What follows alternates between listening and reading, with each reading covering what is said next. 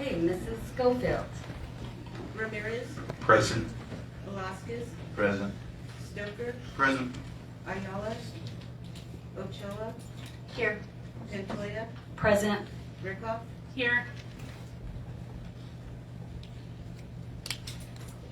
Okay. We have minutes of the previous meeting. I would entertain a motion. Make a motion to accept the minutes of the previous meeting. Second. I have a motion and a second. Any further discussion? If not, I'll ask for your vote.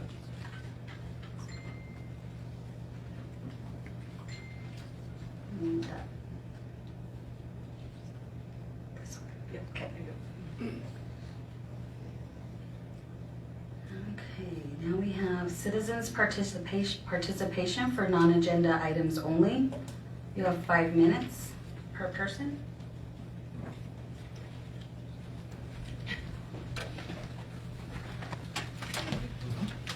Hi, my name is Bethany Bender. I live at 802 Carson. And I'm just here to remind everybody of SECCP's Brew Fest this Friday. It's going to be from 7 to 5 until I'm not quite sure when it shuts down. But we get to taste a bunch of different brews as well as some local food. So definitely come and support that. I don't think people realize it. It's a fundraiser for the Plaza Block building that they are working on to get together. So definitely come out and enjoy some brews. Thank you, Bethany. Thank you. I got you. 6 to 10. Thank you. Sure. Do we have anyone else for citizens participation? Okay. On to unfinished business. City manager search. With the absence of the mayor, he asked me to pass some information on that he got from SGR, the search company. The search is now closed. They have received 7 applicants for the position. Of those, 2 are from Colorado. 1 is from Florida, Oregon, Tennessee, Texas, and Washington, D.C. The following is an EEOC summary. 6 males and 1 female. So they can leave the position open a bit longer if you wish as a council, or they can review the applicants that have been applied. So I believe the mayor has been in touch with them, but he did want me to pass that on, that there's a total of 7 applicants in this first time. So what he's going to do from there, I'm not sure. He said he would stay in touch. Okay? Thank you, Brad. Mrs. Harris. There we go. We have the second reading of an ordinance of the City of La Junta amending ordinance number 1627 that was entitled an ordinance concerning appliance disposal of goods and other furniture items. I move approval for the second reading. I'll second. And is that both based on title alone? Yes, please, title alone. And do we have any discussion? We have no discussion? I'll go for your votes.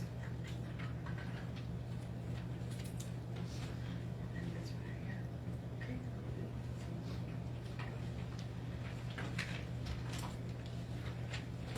New business, we have the 2023 audit presentation by Hancock and Faze and Company.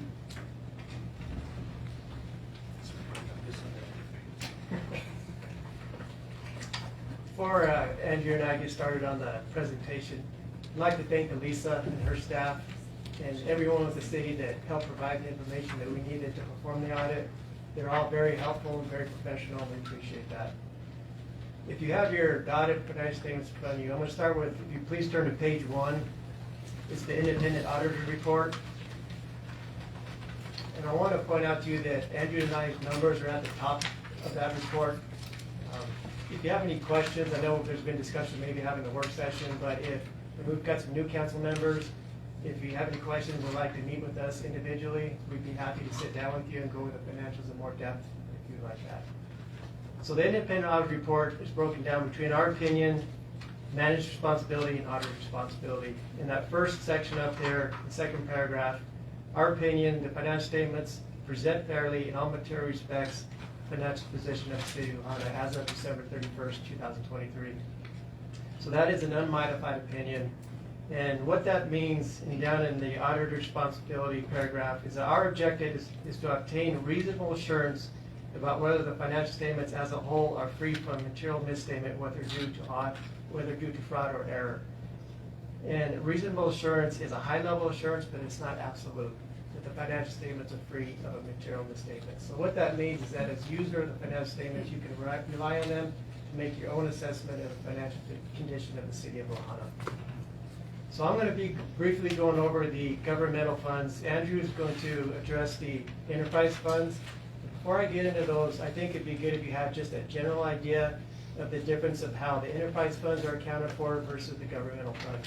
So the city has 9 governmental funds. There's 1 major governmental fund, which is your general fund, and 8 non-major governmental funds or special revenue funds like the Conservation Trust Fund or Economic Development Fund. And then the city has 5 enterprise funds. So the governmental funds do not include any long-term assets or long-term liabilities.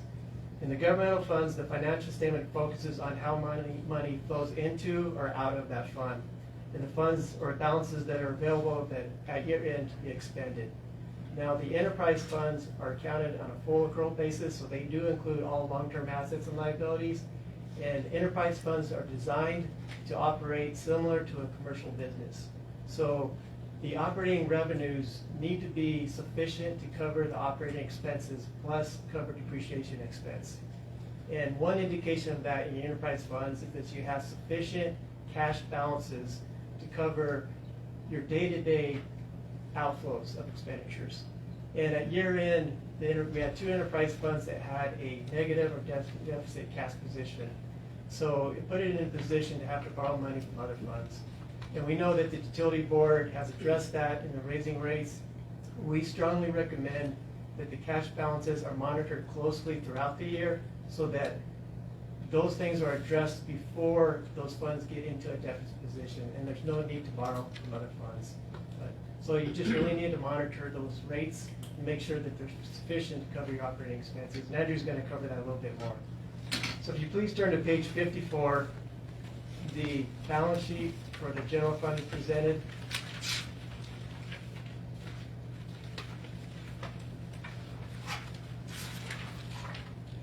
So the general fund had total assets of $3.3 million at year end compared to $3.5 million in the previous year, so it was a decrease of $262,000. And most all that decrease, as you can see, using your cash and investments, decreased $984,000. That was offset primarily or offset somewhat by your increase in grant receivable. A year in, you had grant receivable from CDOT for the trail system grant for $50,000. The other receivables, your property tax receivable, sales tax receivable, and then due from other governments and due from other funds. Total liabilities of $506,000. The increase in that was due to increase in accounts payable year in.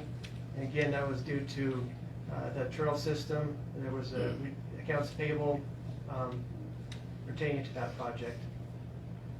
So after your deferred inflows of resources, you have your fund balance. Your fund balance is your assets less your liabilities. And the fund balance at year end was $2,721,000, which was a decrease of $484,000 from the previous year. And that's comprised of what's restricted for TABOR, taxpayer bill of rights, and then your restricted assets or restricted cash. You'll notice that you did have an unassigned amount of $2.2 million in 2023 versus 0 in 22.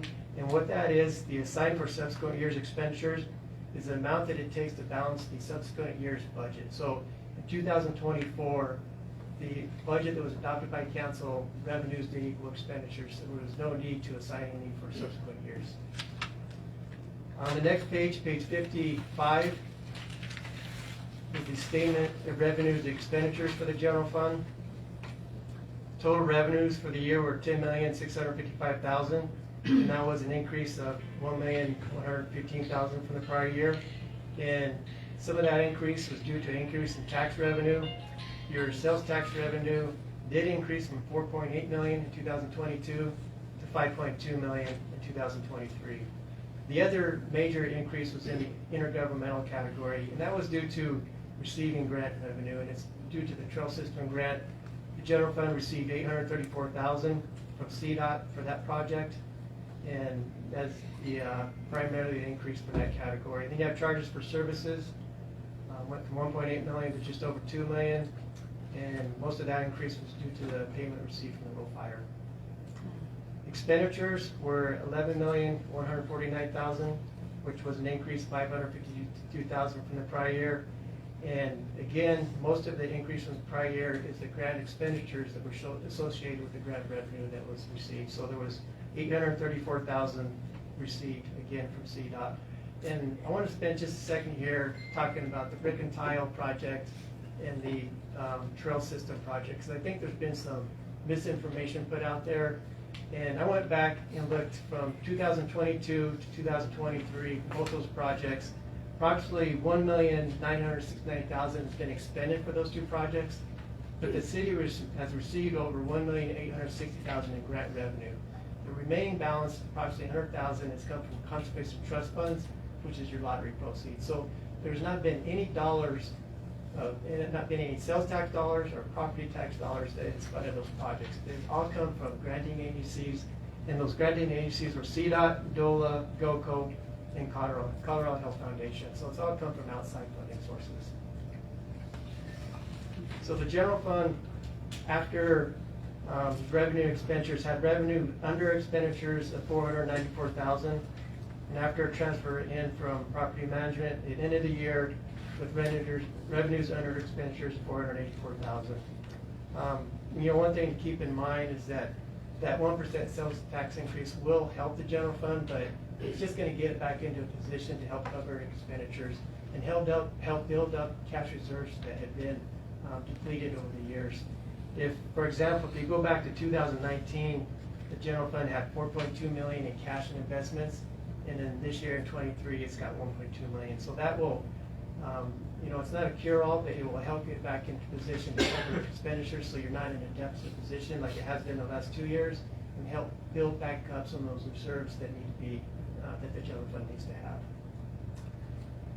I'm going to let Andrew discuss the enterprise funds, and then if you would like, I can come back up and go over some of the non-major funds, or if you'd like to have a work session, we can address it then, whatever you would like to do.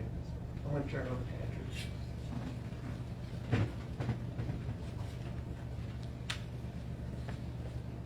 So, like Patrick said, I'll be going over the enterprise funds. And on these enterprise funds, as you mentioned earlier too, they do operate under full accrual, which means they operate kind of as their own separate business. And that's how they should be treated. And so when he talks about watching that cash flow, that's what he's referring to, that they shouldn't be transferring money between these funds. These funds should be able to self-support themselves through the operating revenues generated to cover those operating expenses. However, so we're going to go to page 75. We're going to skip over quite a few. And page 75 is your electric utility fund, and it's the balance sheet. It's a comparative balance sheet, 2023 compared to 2022.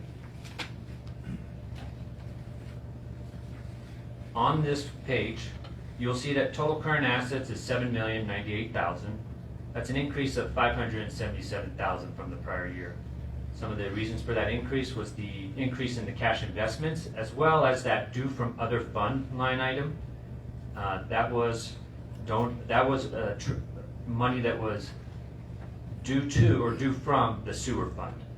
So in other words, the electric fund had to give $100,000 to the sewer fund to help cover that negative cash balance over in the sewer fund.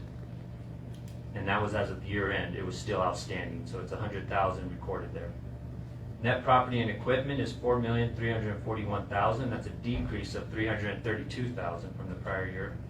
That decrease is mainly due to the depreciation expense that was recognized. Total assets then is $11,440,000. That is up 2% from the prior year. Total current liabilities, $878,532. That's down $86,000 approximately. The reason for that is just your accounts payable decreased, and that's just due to timing of when the invoices are received, when the services are performed, and when they are ultimately paid out. Your non-current liabilities is just your accrued paid time off. That gives you total liabilities of $1,084,000, which is a decrease of $75,000, which is mainly due to that decrease in accounts payable. Total net position, $10,355,000. Of that, unrestricted net position is $6,014,000. So electric fund does have a pretty good unrestricted net position as of year end. On the next page, here's your statement of revenues and expenses, page 76. Charges for services was $11,699,000. That's up from the prior year. There was an increase in the consumption, which caused that increase to occur. Total operating expenses, $11,510,000. That's a decrease of approximately $62,000 from the prior year. Some of that reasons for that decrease, the big reason for that decrease is there was a decrease in the salaries. And when I say salaries, that's payroll and the benefits as well. So salaries and benefits. That gives you an operating income for 2023 of $189,935. So the electric fund did have an operating income at year end for both 2023 and 2022. Non-operating revenues, that is your interest income. There's a increase in the rates that were earned on the CDs and investments. So that bumped up your interest income from 17 to 82. The grants and other, there wasn't as many billable work that was performed in 23 versus 22. 22, there was the McDonald's project, the Perkins project, Lewis Bolt had a project going on. So those projects were going on, which increased it in 2022. That gives you a change in net position of $320,000. Questions on the electric fund? So on the next page is your cash flow. I'm not going to go over that in detail, but I will say that on all the enterprise funds, there is a cash flow statement. The cash flow statement shows actual cash in and cash out. That's all it's showing right there. There's no accruals and just shows that change in cash and cash equivalents and restricted cash if applicable. So in this case, the electric fund had a positive cash flow of $357,000. After that, on page 78 is your budget to actual. We look mainly at the total budgeted amount being more than total actual expenditures, and in this case it was. Now we'll look at the water fund. So on the water fund, page 79, I guess before I go into this one thing I will mention is if there's a note to the financial statements, which is before this, there were the pages before these, I'm going to tell you that note number. You can always refer back to that note number. For example, on debt, we have a separate note just for the debt, and it'll give you more detail on it. So if you can't remember what I say, that's fine. The note has all the explanation in it. So for the water fund, the total current assets was $895,000. That's a decrease of about $1 million from the prior year.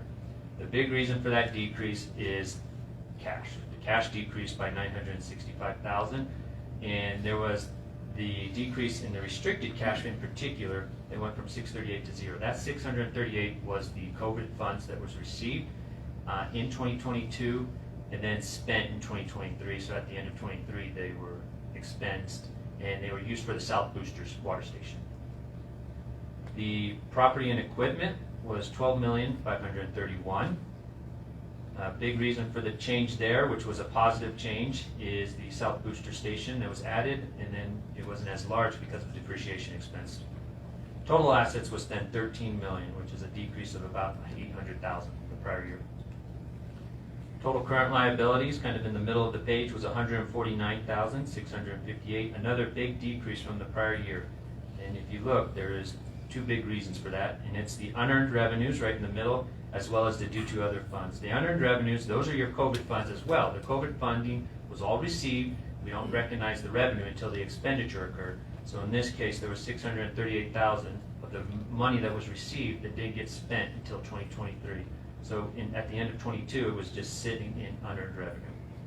The due to other fund there, that's $647. That related to the big negative cash balance that was in the water fund in 2022. Now, it did not just disappear and get paid off. What it did was it got put down into the borrowings to other funds in the non-current liabilities for $603,000. So $44,000 of it was paid off, but there's still $603,000 that was outstanding as of 12/31/2023. And that is something that there is a note that was drawn up between the internal service fund and the water fund, and that will be paid back then over time. So your total current assets, that's the reasons why that decreased from 1.8 million to the 150,000. Total non-current liabilities, the 1.2 million, that is an increase of 530,000. Big reason for that is that borrowings to other fund. So the borrowings to other fund and the due to other funds, that's note 7. So if you want to go refer to those notes, it will give you a little bit more explanation. The loan payables, those are note 8. And note 8 gives you more detail on those, on what the notes are. And that it would be, note 8 is for all enterprise funds, sewer, water, anything that has a loan. So your total liabilities then is 1.4 million, which is a decrease of 1.1 million. The net position for the water fund is 11,986,760. However, the unrestricted portion of it is that negative 631,441. In other words, all of the fund balance is tied up into the fixed assets, or it's been set aside for the operation and maintenance reserve, which is required for CWR PDA loans. Questions on the balance sheet? Go to the next page. This is the 2023 current year activity for the water fund. So on page 80 now, here you see total operating revenues at the top, 2.9 million, slight decrease from the prior year. And if you look closely, the charges for services increased due to the increase in the rates that was effective 7/1/2023, and then the other billings did decrease due to some decrease in the billed water to your outside entities such as Town of Swink, Fence Fort, and so forth. Operating expenses, 3.3 million, that's up 66,000 from the prior year. Big reason for the increase. Excuse me. There was the increase in augmentation expense, chemicals, as well as meters and supplies and utilities. So in other words, pretty much inflation related factors caused that increase. So that gives you then, if you look, an operating loss of 362,000 in 2023, and an operating loss of 288,000 in 2022. We discussed this last year during the audit presentation, and we understand the steps are being taken. The rates were effective 7/1/23, so if you consider only half a year's worth of revenues is in the 2023 charges for services, hopefully we'll see an increase there. And then another rate increase is either being discussed or has been approved as well. 6/11 is when it takes effect. 6/11.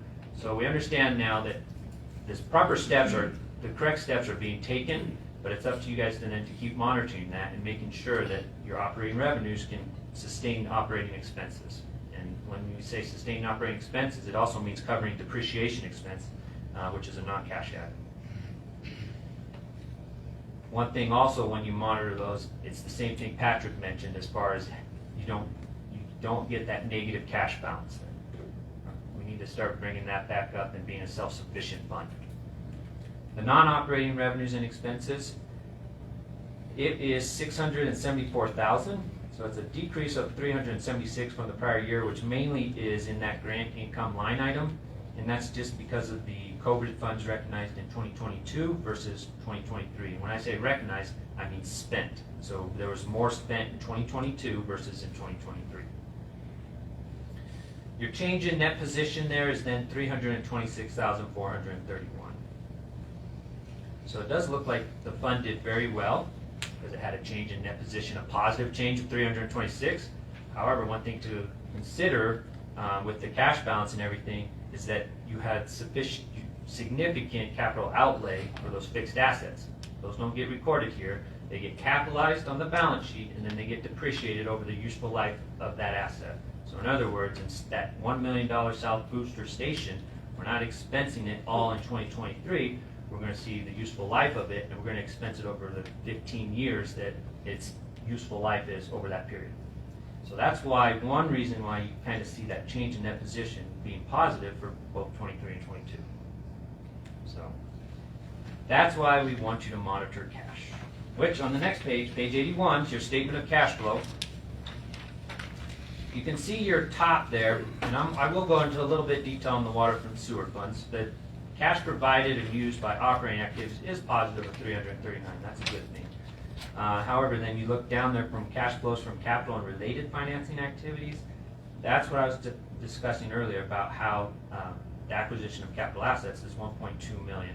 That includes 800,000 that was spent in 2023 and recognized as revenue in 2023, plus additional 300,000 that was expensed in 22 but wasn't paid until 2023. It was in accounts payable at the end of 22. So your net change in cash, right in the middle of the page pretty much, was a negative 965,000. Once again, we should start seeing that improve with the rates that were passed. Questions on the water fund? All right, we'll next go to the sewer fund, page 83. So on page 83, this is your sewer utility fund. It's your balance sheet. What you'll see here is you have total current assets of 373,000 towards the top there. That's a decrease of 316,000. Big reason for that decrease is in the decrease in cash. And it had the same kind of situation as the water fund that you'll see in the sewer fund. The net property and equipment was $20,804,000. That's a decrease of 558, which is due to depreciation expense, which then gives you total assets of 21 million there. Total current liabilities, 981,857, was an increase from the prior year. The increase mainly is due to other funds, and as I mentioned in the electric fund, this is the other side of it. This is due to the electric fund for 100,000, and that's why you have that increase in the current liabilities. The non-current liabilities is 12,919. That's a decrease of 832, and the big reason for that is just the payments made on the loans. As you keep paying off your loans, making those payments on the loans, that non-current liabilities will continue to decrease. Total liabilities then is 13.9 million. Net position towards the bottom, 7.2 million. It's a decrease of 163,000, but more importantly, once again, that unrestricted is 454 negative. So in other words, all your assets are tied up in your fixed assets again, or in this operation and maintenance reserve required by CWR PDA. For the 2023 activity, turn to page 84. On page 84, your charges for services was 2.6 million. That's an increase of 155,000. That is reflected by that rate increase that was seen as of 7/1/23. So you already see that increase there. The total operating expenses was 2.6 million, so it also increased by 294,000. The increase in the operating expenses mainly came down to some maintenance, as well as there was significant sludge disposal expenditures in 2023 compared to 2022. That gives you an operating income of 31,983. So that one looks good there. However, when you get to your non-operating expenses, you'll see that big old interest expense there for the 214,000. And that one is on those loans, those 3 outstanding loans that you have with CWR PDA. And that can, once again, that can be seen on note 8 to the financial statements. So after you factor in non-operating expenses and revenues, as well as the capital contribution, you have a change in net position at negative 163,326. Questions on the sewer fund? Okay. Same thing on the next page on 85, that's the statement of cash flow if you want to see where the cash coming in and going out. The big outflow of cash on the sewer fund is in the principal on the loans. So to get that sewer wastewater plant up and running. Page 87 now, sanitation utility fund.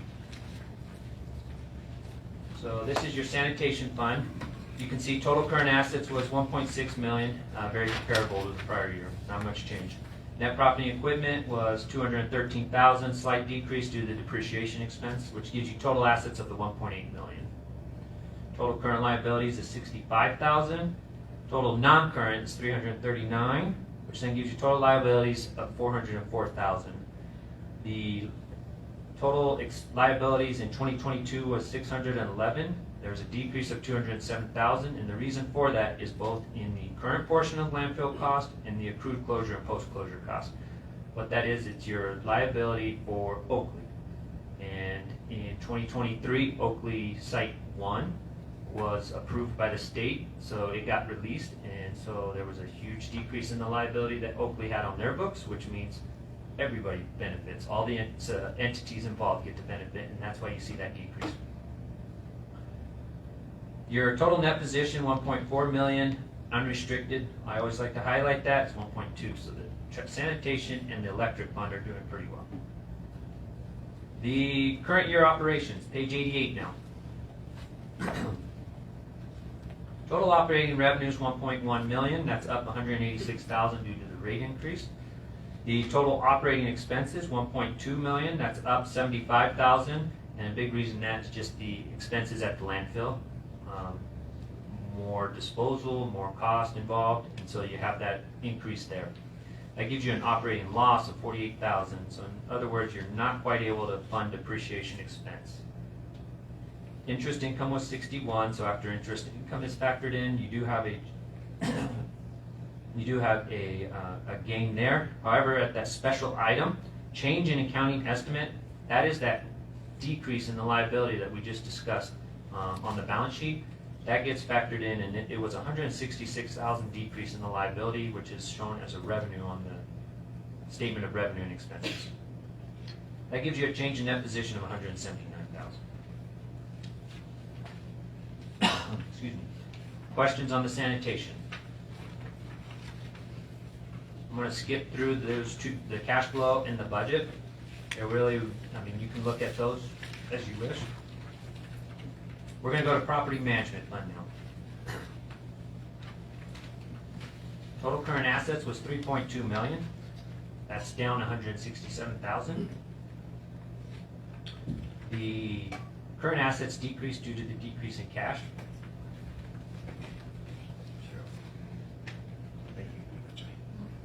I usually don't talk this much.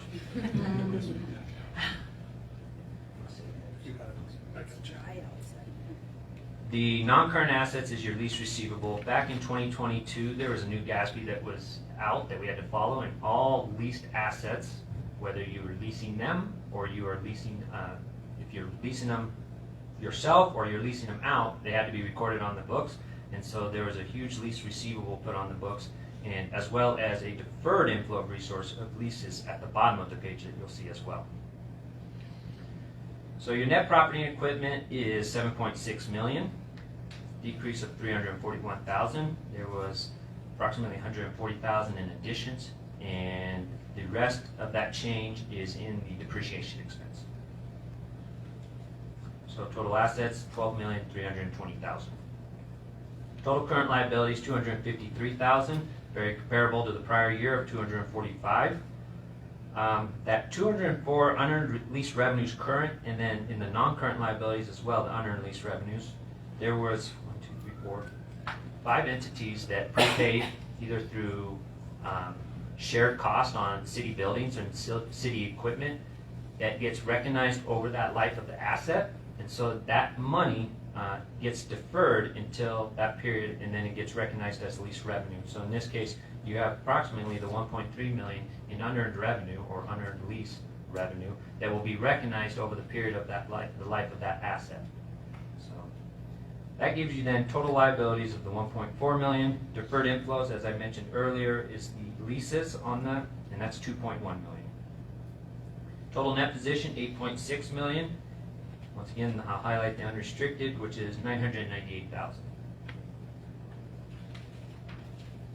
Property management statement of revenues and expenses, page 92 now. Here you'll see rent was 966. It's a decrease of approximately 180,000 from the prior year. Total operating expenses was 1.6. That's an increase of 125. The increase in the operating expenses mainly relates to the building repairs that were performed in 2023 compared to 2022, which increased the total expenses, operating expenses. That gives you an operating loss of the 645. After Then you have non-operating revenues and expenses, which is your interest and then gain loss on sale of asset. There was some slight SRSA revenue that is recorded in the grants and other line item as well. So your income loss before other financing sources is a net deficit of $477,000. You factor in other financing sources, and then you have a change in net position of the negative $485,497. Questions on the property management fund?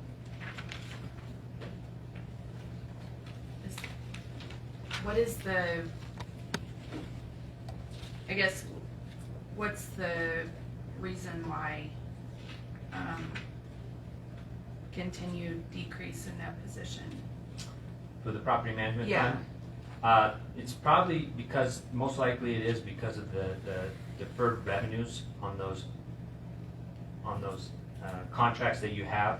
Some of those lease agreements were restructured, and they put in, some of those lease agreements extended the life of the lease, but then it gave them some lease forgiveness up front. So you will start to see that revenue increase. You know, also just basic inflationary costs in maintenance on these properties. I know, you know, talking to Bill, that as these leases mature, they're renegotiating leases and increasing the rent revenue. So, I mean, it is being addressed. Yeah, and that is something that we did discuss as well, is making sure that, you know, you're not old-time rates with all these increased in operating costs. Make sure that you're looking at them, and it sounds like it is being addressed. That's your enterprise funds. The last thing I was going to go over is that separate sheet that was handed out.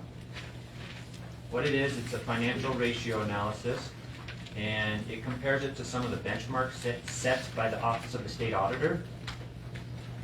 So if you have that one sheet, we'll look at the financial ratio side of it first. The electric fund is doing pretty well. There's nothing there that's below the benchmark, and there's nothing there that I noted that need to be addressed or highlighted. Water fund, on the other hand, is a different story. All four of them kind of need to be looked at and need to be monitored as those rate increases are put into effect, is to make sure that they are actually doing their job and you're getting those operating revenues to cover the operating expenses. At the same time, you're building up that cash reserve and not operating at a negative cash flow. All four of those ratios were below the benchmark that was set by the Office of the State Auditor. Sewer fund, there was 3 of those that were below the benchmark set by the Office of the State Auditor, and that is the cash to current liability, operating reserve ratio, and the net position ratio.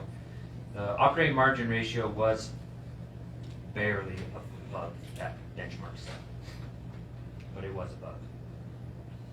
So once again, this is something we look at every year when we do this presentation to make sure that you guys are moving in the right direction.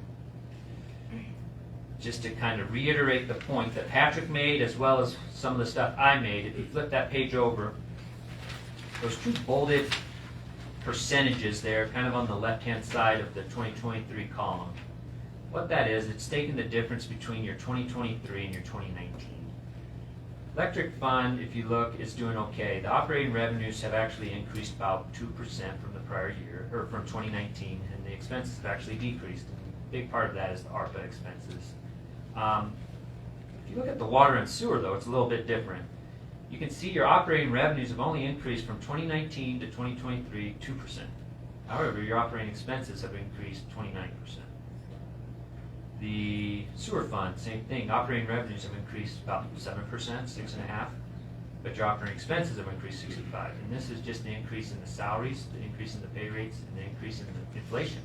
So it's just making sure that you're staying on top of that and making sure that those rates are covering those operating expenses.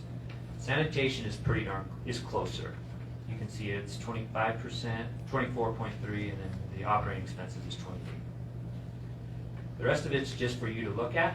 If you have questions, please let us know. Are there any other questions on the enterprise funds right now that I can answer? Or if there's any questions for Patrick as well? Not, but I think the work session will be very beneficial to all of us. Okay. Sure. Yes. if you want to get something lined up, and just let us know. It shouldn't be an issue for us. Okay. And you said the mayor was gonna, I believe so, yeah, he wanted to get things in order and they'll get back with you. Okay. okay, thank you so much. Sure. guys. Thank you. for keeping Thanks, guys. us-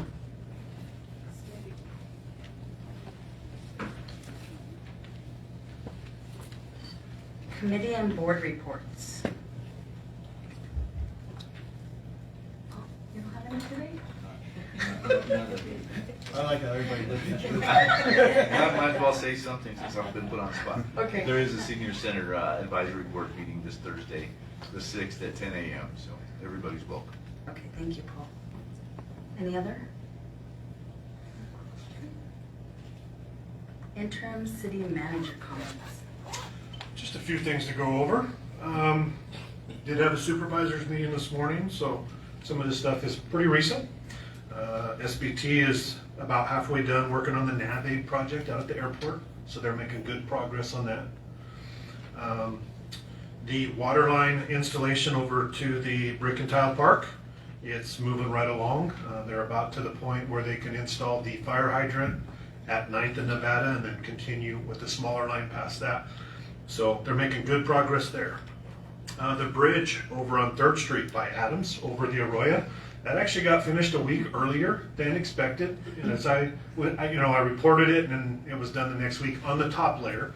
So Martin and his guys were able to get it opened back up. But there is still quite a bit of work to do underneath. They've got some cleaning up to do down there, painting the girders and things like that. So, but we got the top, they did get the top open. So kudos to that. The library's been very busy, starting to kick off its summer events and stuff, so the next couple months, that place will be just going crazy for the next couple months with all kinds of activities. We did come together as a group of supervisors, and we looked at the benefits, the health insurance and everything for the city employees.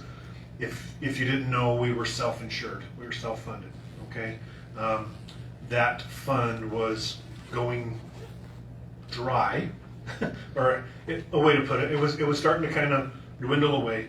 I brought up the idea, started looking about maybe it's time for us to get away from being self-funded for the insurance and the self-insured. So we went out, did some work. We did get a new benefit package brought up. Open enrollment starts this next week, so we won't be self-insured anymore, which will help the city save some money on some expenditures on that. We will have a few more for the next few months covering things that are coming in, but October-ish, is that right, Lisa? We should be done with that, so we won't have to pay on any more claims or anything like that. So that'll be good, and plus we were able to give the employees a couple different options to pick from instead of just one option that we came up with and said, this is what you're going to get for your benefits. So at least they had a couple choices to pick from, including a vision plan now and things like that. So my hat's off to all the supervisors. They worked hard on it. We had a couple meetings back to back, and we got it taken care of. So that'll help in the long run. Yes. Be sure to mention that this all stemmed from our premium increasing. Yes. Such a huge amount that the cost to the employee as well as the employer would have been insanity. Yeah, if we would have stayed the way we were going to have to raise the rates crazy. And I didn't want to put us in the situation in a few months down the road where our fund is dried up and we were going to have to make major cuts to budgets just to pay for the insurance. We as a group of supervisors did not want to make that happen. So that's the route we went. So it should work out good. He doesn't say that, but we're a board. They're a board. So opening day was Friday at the swimming pool. According to Brock, they had right around 470 people with the big bash that they had. So it was good weather. Everything went off without a hitch, right, Brock? Best we can tell. Yep. And numbers have been, very steady the last few days with the warm weather and stuff. The police department's been real busy, as everybody's probably noticed too. On the fire department, we did have a devastating fire last week on Sunday. It was a double fatal. We did bring in outside agencies to assist us with the recovery and the investigations. So that was all done properly and without the we had tons of help from the other city departments with backhoe and excavator and stuff, so we couldn't have done it without everybody's teamwork, so I do appreciate all that. With that being said, I will be on vacation for a few little wild days after this. Tonight I'm leaving.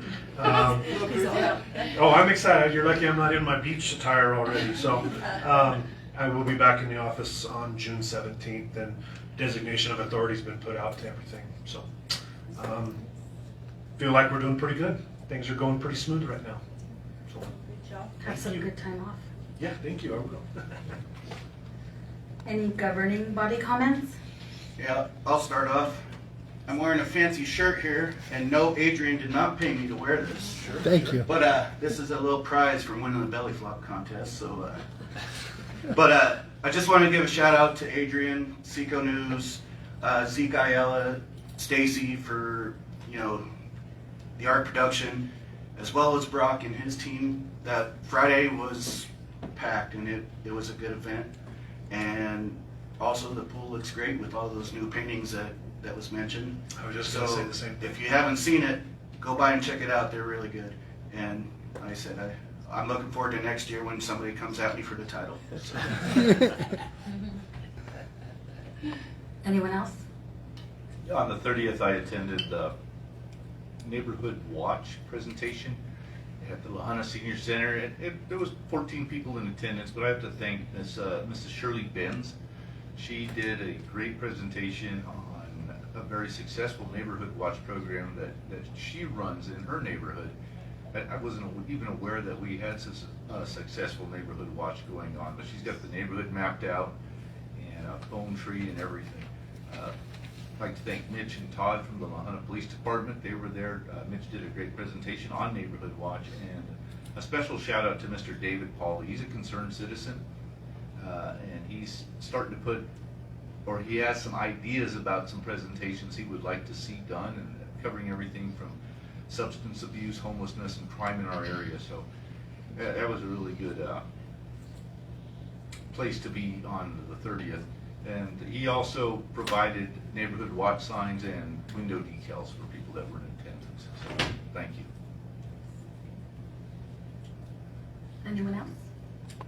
I have a couple of things. We did have the city manager's survey open on the website, the URL, and the QR code so people could access that.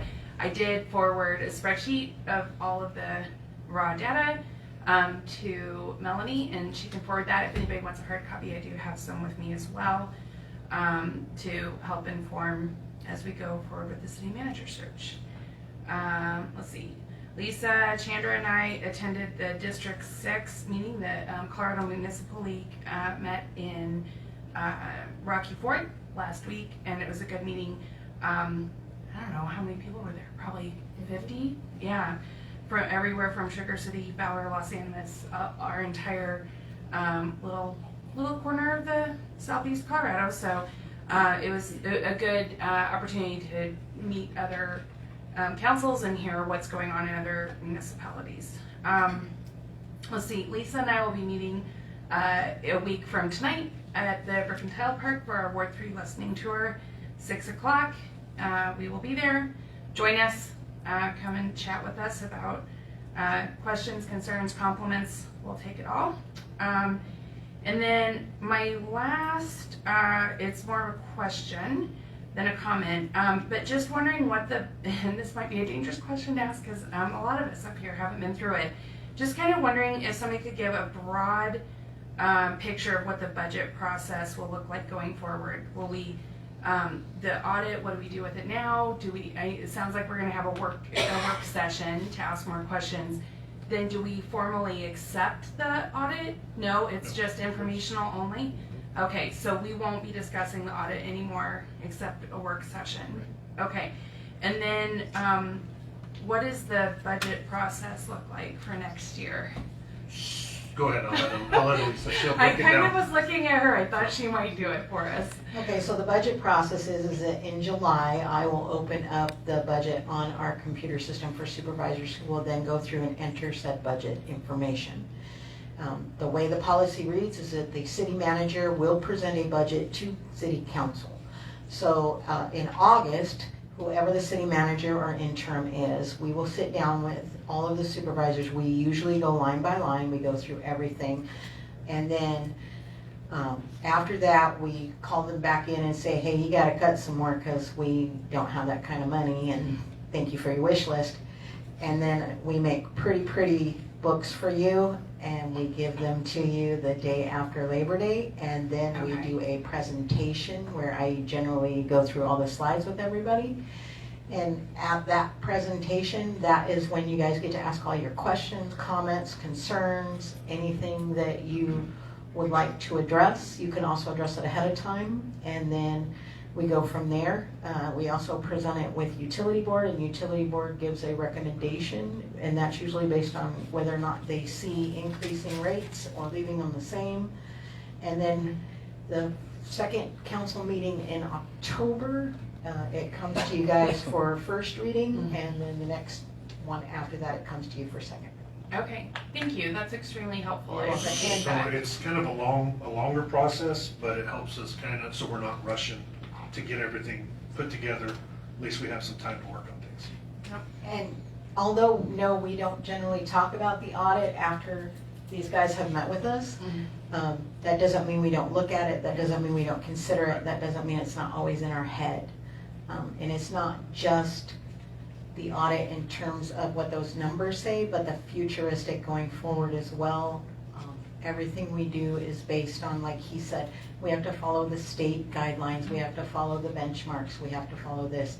And that's where utility board makes recommendations or increases the rates, or does what we need to do, as well as you guys look over everything and say, hey, why are you spending this for this?